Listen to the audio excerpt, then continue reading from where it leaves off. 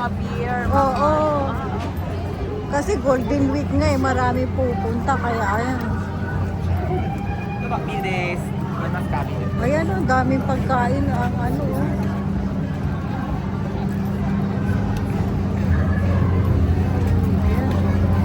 Hanggang bukas yan, kaya lang. Oo, ay! Wala, ame. Hindi, amin.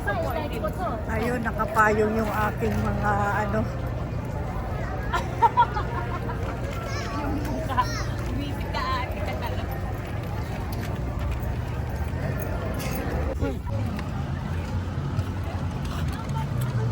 Ang cute naman nito. Ayun, tika, sandali te. Yung anime na ano.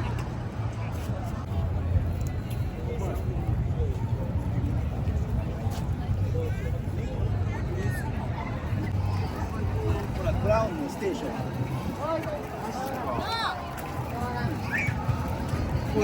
용성 머리야. 알아요.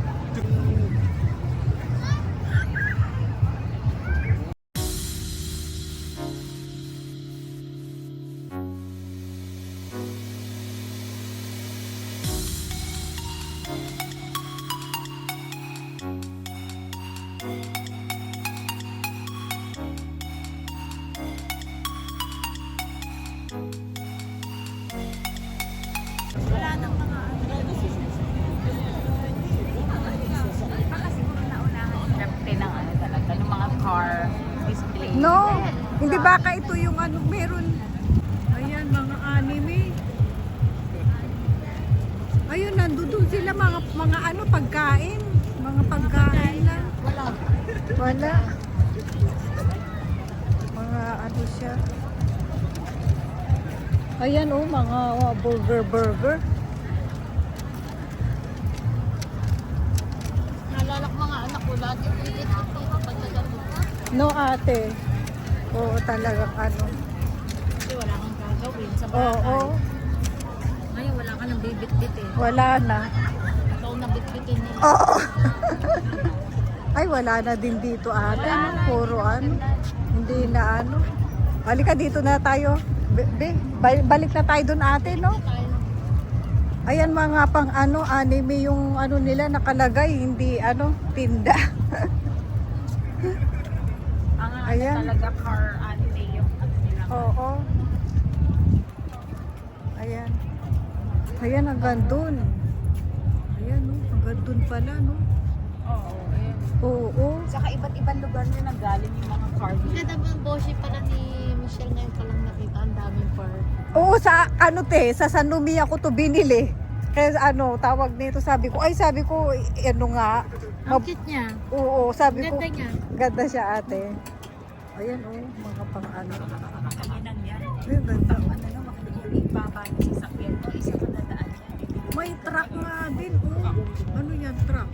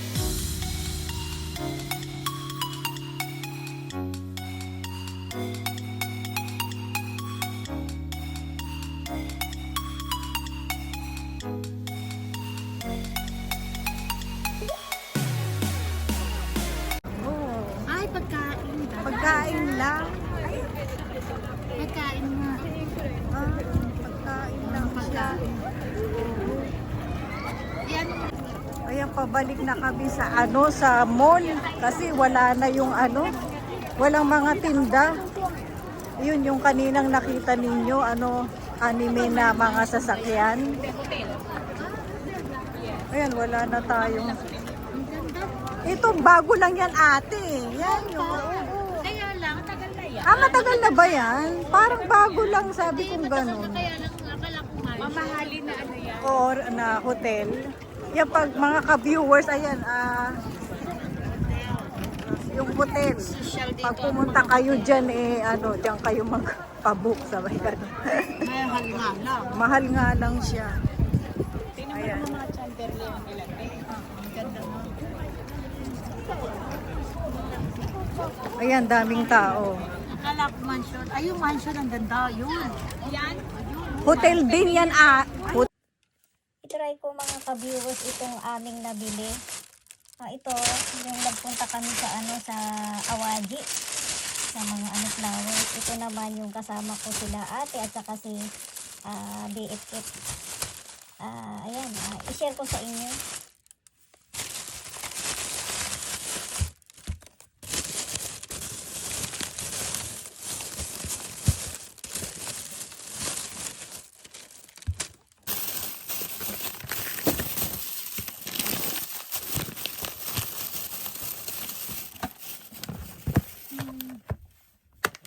Ito bumili na naman ako ng powder na ayan, nakikita ninyo mga sari-saring gulay. Ayan, buksan natin, i-share ko sa inyo mga ka-viewers kung anong itsura niya sa sa loob. Ayan, ganyan siya. Yung retail niya. Ano yan, powder yan mga ka-viewers sa loob. Yun, sabi ko na nga, lagi kong inaano na tawag nito, lagi akong bumibili niyan dahil nilalagay ko nga sa sa tawag nito. Pwede sa fresh milk. Ayan, ilagay. Ayan.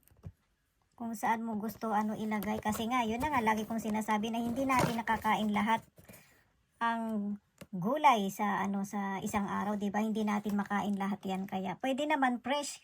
Kaso nga, minsan mabusisi. Kaya may ganito naman. Minsan ginagawa ko yun yung fresh na mo lang siya i-blender. Kaso nga ito, 'di ba? Kahit sa yung blender na hindi mo rin yung yan, 'di ba? Ang daming mga nakalagay, hindi mo rin malalagay yun lahat yan sa sa blender, 'di ba? Ito kasi masarap na siya kapag nilagay mo siya kahit sa sa tubig. Ayan, mga ka-viewers. Tapos ito, bumili ako ng patis. Ito, patis yan siya kasi kapag tawag nito gusto kong gumagamit ng patis sa pagluluto. Ito naman, ito itinuro sa akin ni tawag nito ni BFF. Oil yan na ilalagay mo siya sa sa salad. Ayan. Sa yogurt, pwede rin. Para tawag nito anong tawag nun? Yung ating salad Kung anong tawag nun, oil na karadai na siya ang tawag nun, nalimutan ko na mga ka-viewers kung anong tawag nun sa sa Tagalog. Basta siya tawag nito, maganda siya ilagay sa salad. Yun na yun. Tapos ayan, ito naman. Pwede siyang ilagay sa, ayan, nakikita ninyo mga ka-viewers, sa kopi. Yan siya, oil siya na coconut oil. Ayan, alam nyo naman ang coconut oil maganda sa katawan, di ba? Ayan. Pwede din siyang ilagay sa sa tawag niyan, sa kopi. Kasi mayroon siyang nakalagay na, ayan. Ayan, kikita ninyo naman. Pwede siyang ilagay. Sa salad din siguro pwede rin to. Tapos ito naman, itinuro din sa akin ni BFF na na maganda daw to sa sa anong tawag niyan, sa katawan. No, puro ganun na lang tayo, no? Ganun talaga pagka nagkakaedad na. Namimili na tayo ng mga pagkain. Di tulad ng bata pa, kahit na lang kainin mo, okay. Ngayon, pag na, may edad ka na. Ito tinuro niya sa akin to, pampaganda daw to ng kutis, sabi niya. Pampaganda ng kutis, para siyang anong tawag nun? Beans. Ayan, kikita ninyo naman. Hinanap pa namin to.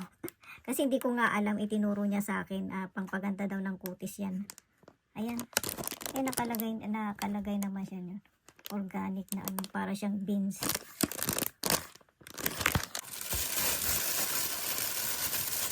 Tapos ito naman mga ka-viewers, yung aking pinabili kay Habi na biskuit lang naman ito. Sa doon sa pinuntahan namin sa Awaji, sa mga flowers. Ayan. Tapos ito yung kanilang dressing din to dressing na kasi ang best nga nila doon tawag. Ayan yung tamanegi. Tamanegi sa Hapon is sibuyas. Ayan. Ano pa ba? Ay wala na. Nakain na yung yung tawag, kinain na siguro nung anak ko yung ibang nabiling mga tawag nito mga biskuit ba. Ito yan, biskuit lang naman siya, ganyan ang kanyang itsura. Pang kape-kape. Pang kape-kape ba mga ka-viewers? Ayan, yun lang naman ang ating na-share sa ating mga napamili. Yan, sana tawag nito nagustuhan ninyo ang ating vlog sa American Park, yung pinuntahan namin ayun sa Kobe. Ayun, yun ang best na pinuntahan namin na lugar dito sa aming lugar sa Kobe. Sa American Park. Ayan, maganda ang doon, ang tanawin doon. Puntahan yun ng mga mga namamasyal. Ayan, gandito na lang. Thanks for watching.